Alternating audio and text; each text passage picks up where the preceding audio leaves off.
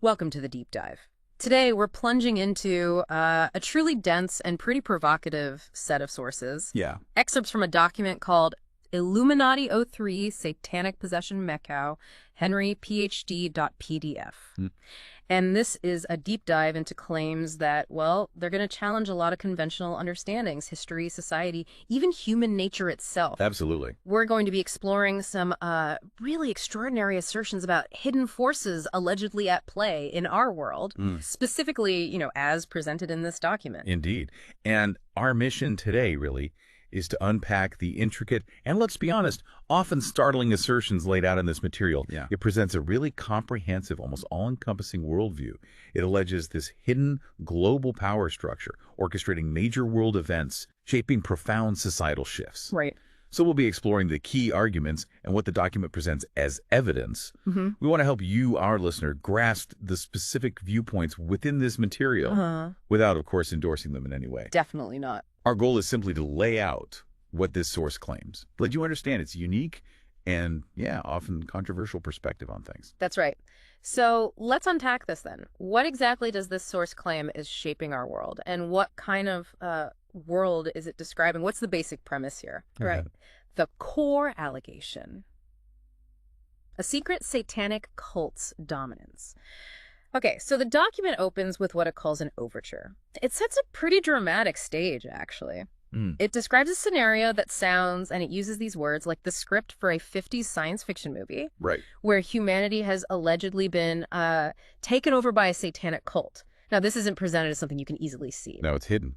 Exactly. The source claims this cult operates through, deep-seated fear and coercion, wielding its power behind the scenes. And here's where it gets particularly unsettling. The document makes the claim, quite disturbing, that political leaders, even at the highest levels, are supposedly sexually blackmailed to ensure loyalty. Wow. So not just influence, but direct coercion through blackmail. That's what it claims. And not just as an isolated tactic, It's presented as systemic, an insidious method of control, ensuring complicity from those in power.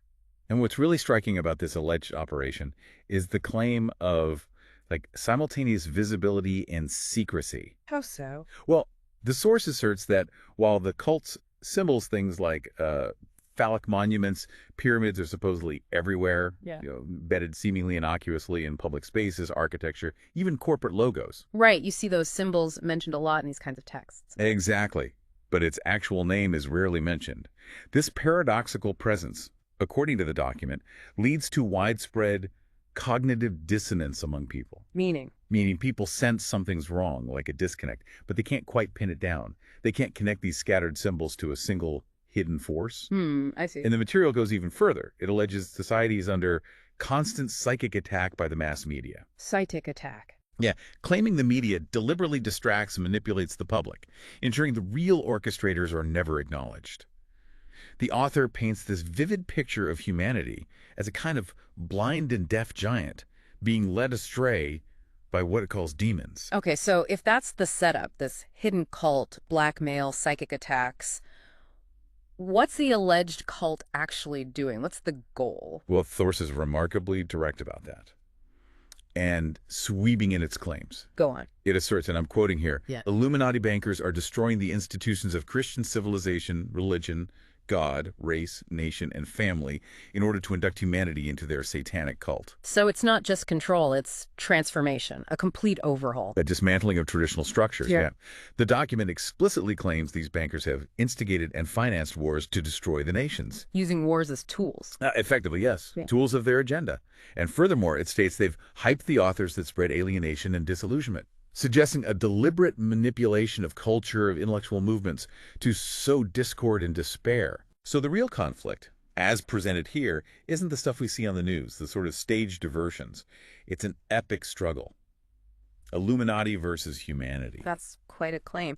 So if this is such a grand scheme, how, according to the source, do they keep such a tight grip? How does it work? The document posits that humanity is essentially held prisoner by their mind control. Mind control, okay. And it puts huge emphasis on the media, highlighting that mass media is controlled by a handful of corporations with occult symbols in their logos. Ah, the logos again. Yeah, suggesting this deliberate pervasive influence over information, public perception, even, thought itself. So it's not just presenting a problem then. No, it's also offering a call to action. It urges what it calls the sleeping masses to wake up and expose its participants and their foul deeds. Oh. Well, it cites specific high-profile events, things like 9/11 and including Newtown and Boston, as examples where leaders in mass media are alleged to be complicit in mass murder and cover-up, implying these events were orchestrated, basically, to serve this Illuminati agenda.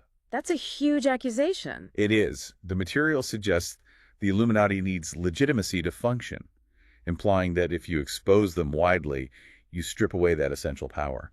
And what about resistance? Does it suggest how people should resist? It does mention one thing specifically. It posits that gun ownership is the main reason Americans are still relatively free. Interesting. So armed preparedness as a deterrent. It seems to suggest a kind of peaceful resistance, but backed by the preparedness to defend oneself, a crucial deterrent against this alleged control structure. Okay. And central to all of this is the term satanic possession. The document tries to define that, right? It's not just like horror movie stuff. Exactly. It's presented more theologically, almost. The source claims that sin is seeking happiness outside your soul-God relationship. Okay. And then it explicitly defines that act as the real meaning of the false satanic possession. So seeking fulfillment in the wrong places is possession in this view. That's the argument. It's a reinterpretation of a fundamental concept. And it goes on to broadly categorize a whole range of beliefs: paganism, secularism, Luciferianism, humanism, or the occult, as essentially all Kabbalah. All Kabbalah, what does that mean in this context? It implies they're all variations or extensions of this core, hidden, controlling ideology. The argument is that modern Western civilization lacks moral legitimacy, precisely because it's based on what the source sees as a fundamental rebellion against God. Right. It ultimately portrays humanity as having been hijacked by psychopaths intent on torching the old order and building a bizarre, solipsistic, violent, depraved dystopia. It's a comprehensive spiritual and moral critique woven directly into this overarching conspiracy theory, suggesting a complete inversion of, well, everything. Of natural and divine order, exactly. 2. The alleged architect, Kabbalism and Jewish Messianism. Okay, so moving deeper into where this alleged control comes from, this source makes some very striking and, frankly, highly controversial claims, especially regarding Kabbalism and what it calls Jewish Messianism. Right, this seems central to its argument. It starts with the assertion that Judaism is a satanic cult masquerading as a religion, which is, a profoundly inflammatory statement. Extremely. But then it immediately adds a crucial caveat from its perspective that most Jews and Christian Zionists are dupes, unaware of this supposed real agenda. Okay, so it tries to differentiate between leadership and followers. It seems so.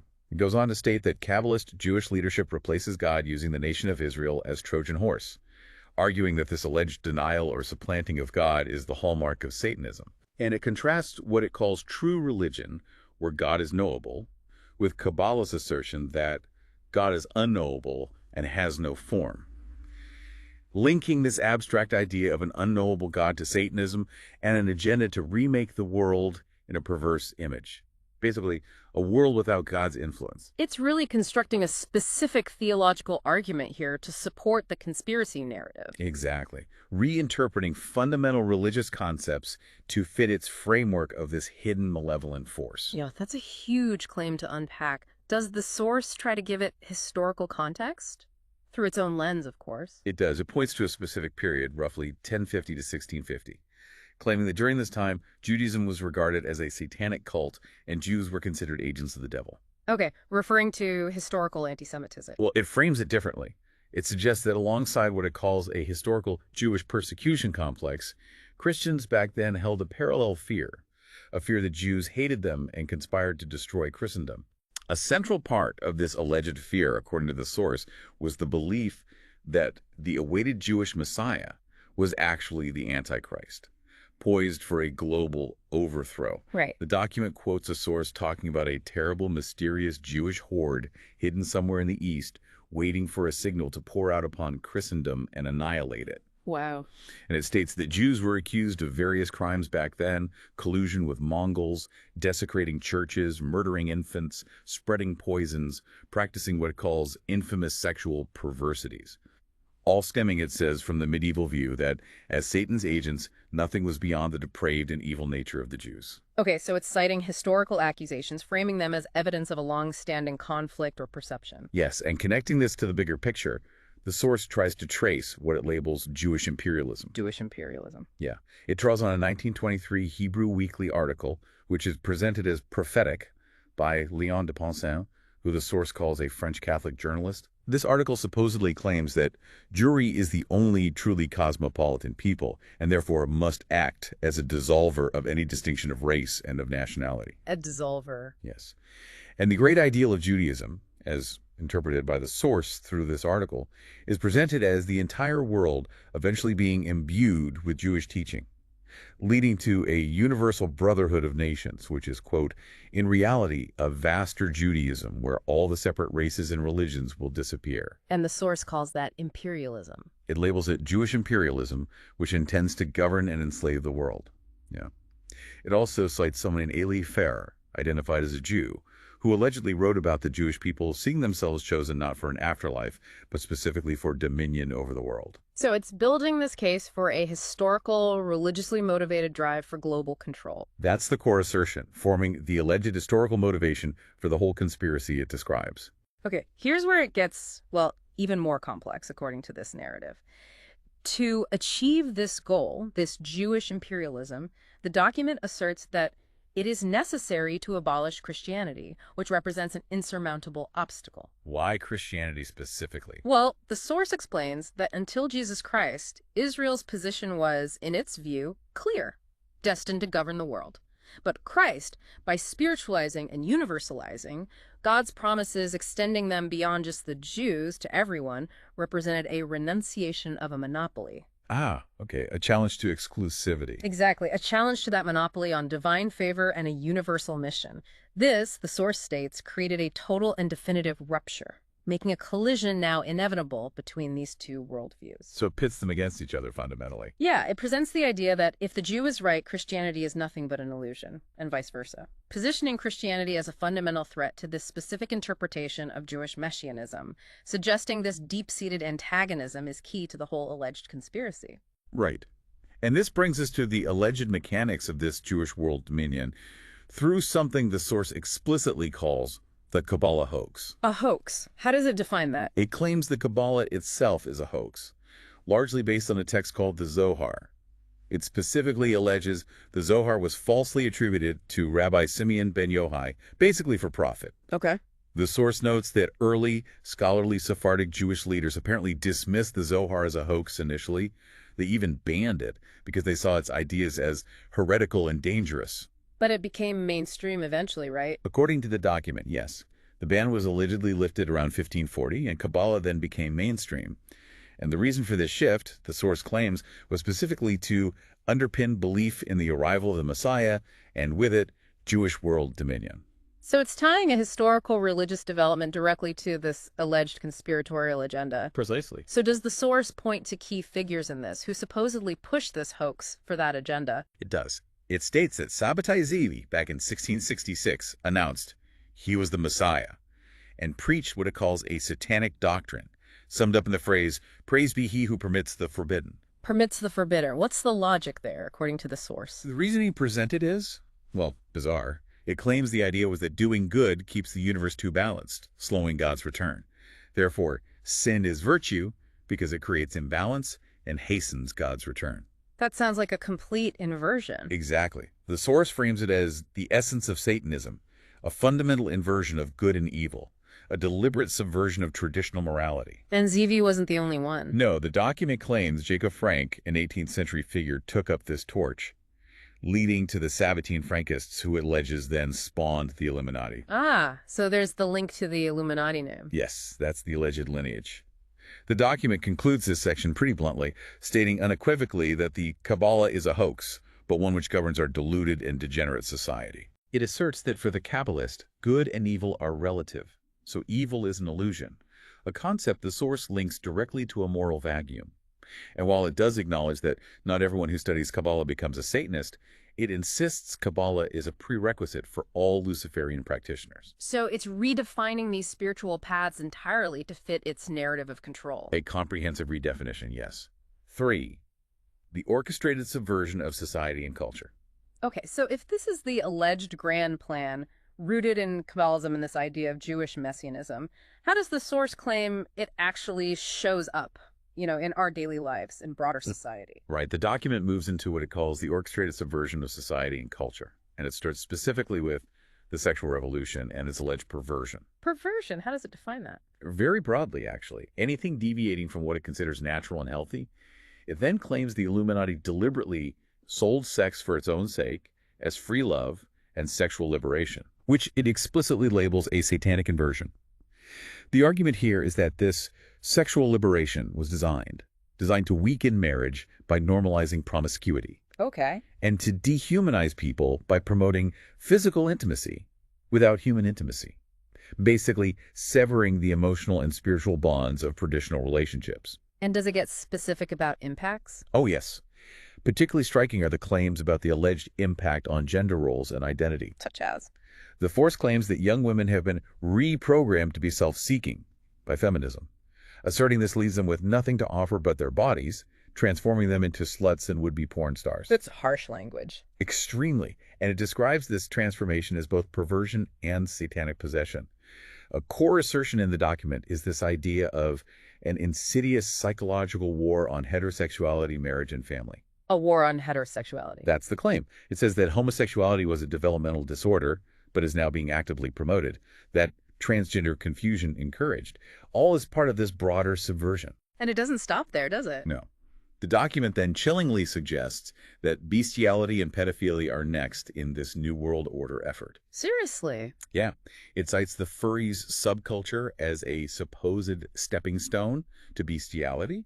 It talks about their costumes, mentions yiffing, which is sexual role play in that community, and even tries to link them to Disney animals, suggesting deliberate conditioning from childhood. That's quite a leap. And disturbing. Does it try to back this up further? Well, it delves into interpretations of the Talmud here, making some truly disturbing and, again, highly controversial allegations to support its claims about sexual subversion. Like what? And again, we have to stress these are the source's interpretations. Absolutely. Oh. The source claims the Talmud teaches unnatural intercourse does not cause a woman to be forbidden to marry a high priest, presented as a distorted morality. More graphically, it asserts that baby boys may always be used as subjects for sodomy by grown men, and that sodomy and intercourse with babies is the prerogative of the adult Talmudic man. That's horrific. And widely disputed, right? Completely disputed. These are interpretations widely rejected as gross misrepresentations and classic anti-Semitic tropes by mainstream Jewish scholarship and, frankly, most people. But the document cites specific rulings on intercourse with beasts and young children from rabbinic texts, interpreting them as a systematic deformation of Scripture by the Pharisees, which it alleges forms the basis for these perversions. It's all framed as a direct, deliberate part of the broader perversion agenda orchestrated by this alleged cult. It's crucial we emphasize these are the source's claims and interpretations, which are extremely contentious. Absolutely essential. So, moving from that, what role does the source claim Sigmund Freud played in all this, in this alleged satanic possession and sexual subversion? Right, Freud comes up. The document directly connects Freud and his alleged B'nai B'rith, Illuminati backers, to the idea that sexual desire, libido, is the primary motivation of human life, and that sexual satisfaction is the universal panacea. So, promoting libido as the key driver. Exactly. Claiming he taught that repressing sexual urges is harmful leads to neuroses, psychological issues, thereby encouraging unbridled expression. The source characterizes Freud's Oedipus complex, the idea of children having sexual feelings for opposite-sex parents, as basically an overture to incest and pedophilia, suggesting it normalized or paved the way for such things. Wow. Does it link Freud to Kabbalah, too? It does. It suggests Freud discussed Kabbalah with a rabbi in 1920 and was a follower of Sabbatai Zevi, linking him to that alleged lineage we discussed earlier. Okay. It claims Freud joined the Masonic Jewish Lodge, B'nai B'rith, due to many dark emotional forces and the clear consciousness of our inner identity, framing his motivations firmly within its conspiratorial context. And the critique of Freud doesn't stop there, does it? Psychoanalysis itself is targeted. Not at all. It characterizes psychoanalysis as a scam and a form of mind control, alleging that clients' personal details, divulged in therapy, could be weaponized against them by the Illuminati. Weaponized? Yeah. It claims Freud saw his clients as suckers and uses a really disturbing comparison, claiming he viewed them similarly to Negroes and that his mood depended on earnings from these suckers. That's incredibly offensive language it attributes to him. Yes, it is. The document asserts psychoanalysis was designed to give rich people absolution for their guilty pleasures and permission to proceed. Basically, a moral bypass for the elite. And it even gets personal about Freud. Extremely. It states his personal life allegedly mirrored his theories, citing an alleged affair with his wife's sister who became pregnant, and claiming his theories were just an attempt to exonerate himself from his own alleged sins. It even draws a parallel to Adam Weishaupt, the alleged Illuminati organizer, who the source also claims got his sister-in-law pregnant, suggesting a pattern among these alleged subversives. Okay, so if that's the alleged psychological and sexual subversion, how does it translate into broader cultural control through media and education? Right. The source claims the mass media and education system have been systematically subverted by a satanic secret society, the Illuminati. To do what? With the express purpose of promoting a perversion of reality and morality. This includes, according to the document, suppressing truth, actively pushing falsehoods, and consistently portraying negative or self-destructive behavior in a positive light, thereby warping societal norms and values. And Hollywood gets specific attention here, doesn't it? Oh yes, heavily criticized. Films, it claims, aren't just entertainment. They're home movies that spread Hollywood Jewish nightmare. Jewish nightmare. That's the term used, promoting dysfunction, vulgarity, and what it calls an adolescent obsession with bodily functions. Does it name specific films? It does. Mainstream films like Knocked Up, This Is 40, Breakfast at Tiffany's, A Touch of Class, all cited as examples of this socially destructive agitprop. Agitprop. Yeah. It argues these movies, often made by people it identifies as Illuminati Jews, aim to normalize obscenity, legitimized abortion and prostitution, and systematically undermine marriage by promoting promiscuity and chaos.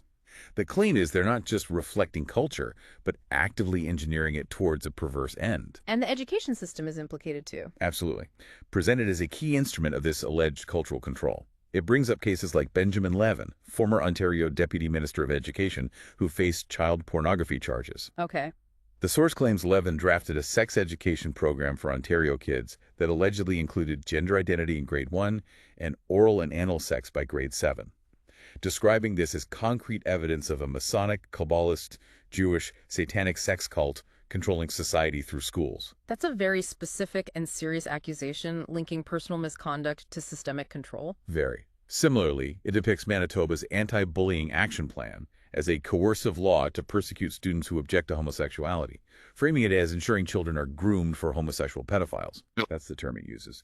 It labels gay-straight alliances as trysting places designed to encourage gay sexual experimentation, and states this whole initiative is a vicious, underhanded attack on our identity, disguised as homosexual rights. While framing opposition as homophobia, it asserts the real agenda practices heterophobia. So, complete inversion of intent, according to the source. Exactly. And it even claims there's a deliberate defense of pedophiles and widespread judicial complicity within this alleged system. How does it argue that? It highlights a professor, James Kincaid, who allegedly downplayed the negatives of pedophilia while promoting the positives of seeing children erotically to an applauding audience. Right. The document suggests society is being systematically conditioned, where abhorrent and irrational things are said by socially accepted people, causing profound cognitive dissonance in the population, making them unable to process the moral implications. Cognitive dissonance again. Yes. It recounts a disturbing anecdote, a mother losing custody of her son after he claimed his father's gay lover was massaging him, with the judge allegedly ordering the son to get used to a homosexual lifestyle and denying contact with the mother. That's a shocking story, presented as fact by the source. Presented as fact, yes. And finally, the case of Lori Douglas, a Manitoba Associate Chief Justice, who allegedly hid posing for pornographic photos. This is presented as a prime example of Winnipeg's Masonic elite protecting a degenerate to show Masonic control of the justice system, claiming she was appointed because she posed for porn, not despite it, as a demonstration of power. So these individual cases are framed as proof of a much larger hidden system of control and corruption. That's precisely how the source uses them. 4. The mechanisms of control and historical orchestration. Okay, connecting this back to the really big picture, the alleged global control. The source heavily emphasizes financial dominion as the absolute foundation. The money trail. Pretty much. It posits that the mainspring of Illuminati power is the Masonic Jewish central banking cartel that controls government credit worldwide, claiming they can literally create money out of nothing. Right, the central banking critique. And this power, the ability to create money at will, leads the document to state that they therefore think they are God, assuming absolute authority over the economic fate of nations. The document argues that Jewish messianism, the belief, as the source interprets it, that a king of the Jews from the Rothschild family will one day rule the world, is the core ideology behind the push for a new world order. The Rothschilds, specifically. Yes. It asserts that the messianic hope promises the establishment by the Jews of world power in Palestine, and that this Messiah is meant to be selected from the ranks of the Rothschild family, implying a dynastic, predetermined global leadership. So this alleged financial power is tied to a specific long-term strategy. Exactly. Control. The Rothschilds, and by extension this banking cartel, are said to bend the nations to their will by means of debt. End quote. Effectively ensnaring governments and populations in perpetual servitude. Through debt. Yes. This source explicitly links this to a principle from Deuteronomy. Thou shalt lend unto many nations, but thou shalt not borrow. Presenting that as the alleged biblical justification for their financial dominance. The document then expands this claim significantly, asserting that the Jewish conspiracy isn't just one element, but is the British Empire, is the American Empire, and is the New World Order. All founded, it claims, on the immense financial power of the London-based central banking cartel. That's a very broad equation. British Empire, American Empire is the central bank's bank of having accepted and stored Nazi plunder. That's the equation the source draws. It even accuses the Bank for International Settlements, BIS, the central bank's bank, of having accepted and stored Nazi plunder, and alleges a BIS president confirmed WWII was basically a charade orchestrated to reposition Germany for the banker New World Order by keeping secret contacts with German financiers during the war. Wow. Okay, so if finance is the foundation, how does this alleged power translate into political subversion? It mentions Freemasonry and intelligence agencies. Right.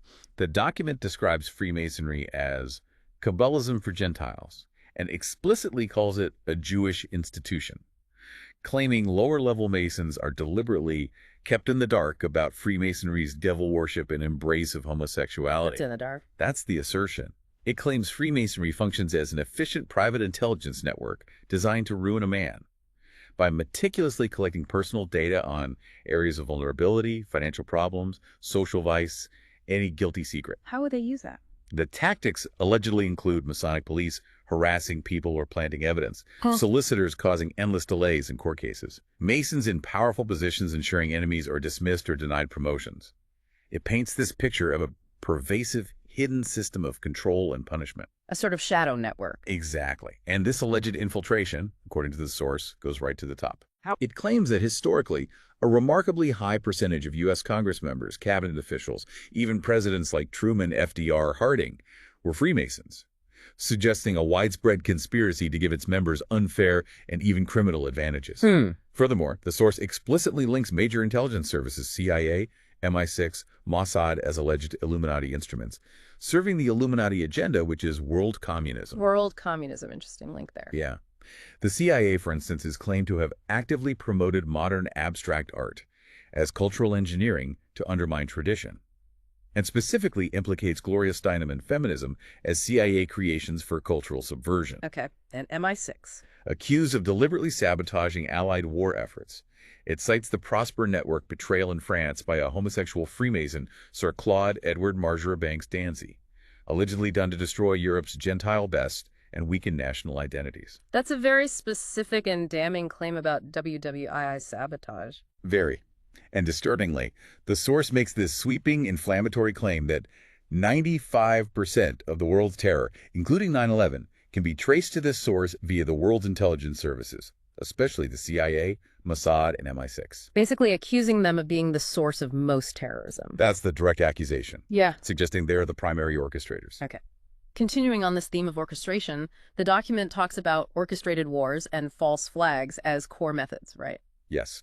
Central mechanisms of control. Mm. It quotes Marine General Smedley Butler, saying he was essentially a high-class muscle man for big business, for Wall Street and the bankers, describing how wars fundamentally benefit financial interests, not national security. Right. War is a racket. Exactly. World War I, for example, is presented as a needless war, concocted by Illuminati, with Freemasons allegedly controlling both sides, citing figures like Lord Robert Cecil, Rothschild, Milner on the British side. The source even cites Max Nordau, claiming he predicted WWI back in 1903 as a necessary step towards a free and Jewish Palestine, linking the war directly to that alleged Jewish messianic agenda. So, seeing major historical events through this very specific conspiratorial lens, what about World War II? That often features heavily in these narratives. It certainly does here. Hitler's repeatedly claimed to be an Illuminati agent and traitor who allegedly colluded with Stalin and Churchill. Colluded, so not really enemies. According to the source, no. His mission, allegedly, wasn't to win for Germany, but to extinguish the German spirit and discredit everything he represented, especially race and nation. Why? To prevent any future nationalist movements that might challenge the Illuminati's global agenda. That's a radical reinterpretation. Extremely. The document brings up claims of Hitler's alleged escape to Argentina in 1945, saying it was covered up by the FBI and Soviets, citing supposed witnesses and suppressed info. The escape narrative, okay. It even cites Hitler's supposed deliberate blunders, like not supporting nuclear weapons development, or halting the tanks at Dunkirk as evidence he was a traitor, intentionally sabotaging his own war effort. Blunders as proof of intent. That's the argument. The source also, quite disturbingly, discusses claims of Hitler's alleged sexual perversions, a bisexual love triangle, forcing his niece, Jelly Robol, into sickening acts, tying this back to his alleged psychopathy as a trait shared by these Illuminati agents. Wow, okay. Does the source claim other wars were orchestrated too? Yes. The scope extends beyond the world wars. The Korean War, for instance, described as another Illuminati fraud, an artificially contrived war designed to empower world government through the UN. How so? And to effectively disenfranchise the U.S. Congress from its power to declare war. General Douglas MacArthur's dismissal for actually pursuing victory in Korea is cited as explicit proof. Proof that, from the Illuminati perspective, victory had become an anachronism. The war wasn't meant to be won, just used. Used to consolidate global power and weaken nations. That's the claim. Weakening national sovereignty. Okay, moving into more recent history, 9/11. How does the source frame that? I called it a false flag earlier. Yes, presented as a definitive false flag event. A pivotal moment in this alleged conspiracy.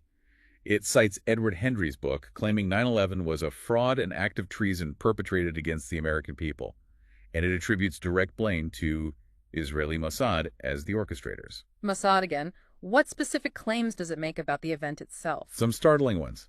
That no planes hit the Twin Towers or the Pentagon. That the images shown were computer-generated. No planes, computer-generated images. That's very far from the official account. Very far. It alleges eyewitnesses presented by the media were actually media employees, and that the BBC reported WTC-7's collapse a full 20 minutes before it actually happened, implying foreknowledge. The WTC-7 claim is common in these stories. How does it explain the tower's collapse? Not by impact or fire. It attributes it to a direct energy weapon, allegedly linked to Hurricane Aaron and HARP, which is often cited in conspiracy theories as a weather or mind control tech. A directed energy weapon. Okay. And the purpose of 9/11, according to the source? To create a Zionist police state and to justify wars against Iraq, Afghanistan, and Iran. It specifically links the Iraq war to Saddam Hussein deciding to stop trading oil in dollars, thus challenging the alleged financial dominance. So, geopolitical and financial motives behind the alleged false flag. That's the argument presented. Finally, the document discusses assassinations as tools within this larger framework. Who does it focus on? Heavily on JFK's assassination, claiming he was murdered by the CIA and Mossad because he determined to make peace with Russia and Cuba, a move that would have allegedly thwarted the Illuminati's agenda of perpetual conflict. Peace as a threat to the agenda. Yes. It further alleges that Mary Pinchot Meyer, JFK's lover, who reportedly experimented with LSD and sought to turn on powerful men to prevent war, was also supposedly murdered by the CIA to silence her. Silenced for trying to influence leaders towards peace. That's the claim. The source explicitly states the CIA ultimately answers to the Masonic Jewish world banking cartel, and that these assassinations, JFK, Mary Meyer, were designed to stop idealistic leaders from impeding their agenda of constant war and ever-increasing debt, which serves their financial dominion. V. Re-engineering humanity and the erosion of being. Okay, so if those are the alleged mechanisms, finance, politics, war, assassination, what does the source claim is the ultimate effect? On us, on humanity itself? Right, it gets into what it calls re-engineering humanity and the erosion of being, starting with the erosion of truth and God consciousness. How does it define that? It asserts that the pervasive idea that truth is relative and cannot be known is satanic, because from its perspective, God is absolute truth. So relativism equals satanic? In this view, yes. It claims that removing God from our lives creates a spiritual vacuum, which is then quickly filled by material desires, making people willing servants to these manipulative forces. And what about humanism? That often comes up. It does. Humanism, often seen as positive, focused on human flourishing, is portrayed here as the religion of man, or worship of humanity. But ultimately, the document claims it's just a ruse to re-engineer him according to elite specifications, intended to establish a totalitarian society where humans are just cogs. Re-engineering, that leads into the next point, right? The animalization of humanity. Exactly. Described as a deliberate process, it presents a theory of naturalism as actively erasing the line between spirit and matter by pretending spirit doesn't exist, thereby characterizing people in purely animal terms, focusing almost solely on base bodily functions and instincts. Animal terms, how does it illustrate that? It uses this extended, rather vivid analogy of cohabiting with a monkey, specifically mentioning Curious George. Curious George. Yeah. To represent human beings as mere ape vehicles, driven mainly by base instincts, sex obsession, schadenfreude, joy in others' misfortune, greed. And these instincts, it claims, are corrupted, programmed from a very young age, through societal conditioning. So we're being programmed to be base. That's the argument. It paints a picture where porn, violence, greed, etc. are pushed in his face. People rarely get accurate information or positive role models, leaving them susceptible to this animalization. And this animalization, according to the source, changes how we view temptation. Yes, it claims the very concept of temptation is presented as outmoded. The document argues society has been deliberately disarmed, made vulnerable to constant appeals of money, sex, food, material things, power, fame. Disarmed how? It claims we're like Eve in the garden, subjected to temptation 24/7. But the key difference, as presented here, is that the concept of temptation has been so thoroughly abolished or reframed that people can't even discern what's good, evil, or self-destructive anymore. And that serves the controllers. It implies so. A dissatisfied people are pawns in our game of world conquest, whereas if people served God, they couldn't be controlled by these external forces. That's the logic presented. So how does this alleged re-engineering impact fundamental things like gender and family? The source has a section called The End of Women. Yes, it does. It claims Illuminati social engineers have systematically undermined gender and marriage with the complicity of government, media, education, all the usual suspects in this narrative. Undermined. It argues women were designed by nature to sacrifice and surrender for family, embodying traditional roles.